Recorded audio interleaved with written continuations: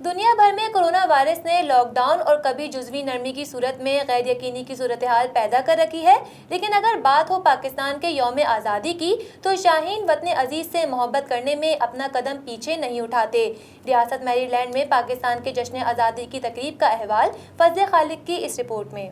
Corona virus, lock down اور جزوی نرمی دنیا بھر میں خوف و ہراس اور آنکھ مچولی کا کھیل رچا رہی ہیں، جس سے تمام تر سرگرمیاں پس کر رہ گئی ہیں، مگر زندہ دل پاکستانی اپنی آزادی کو منانے کے لیے ہر قسم کے خوف و ہراس کو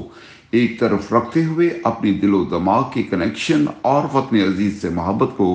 قائم و دائم رکھنے کے لیے کوئی موقع ہاتھ سے نہیں گنواتے۔ امریکی ریاست میری لینڈ میں ڈیموکریٹک پارٹی کی رہنما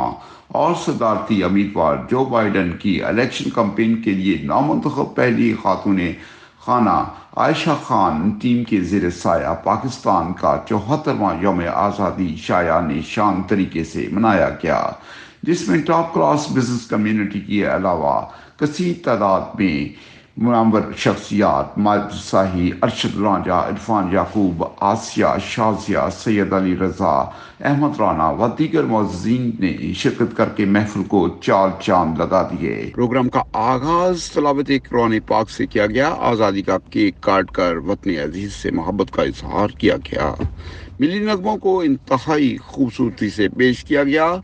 اور تمام پاکستانی کمیونٹی کو ایک پلیٹ فارم پر جمع کرنے کا عہد کیا گیا۔ کشمیریوں سے اظہار یکجہتی کے لیے بچوں اور بڑوں نے ملی نغمے گا کر اپنی پرفارمنس کا اظہار کیا۔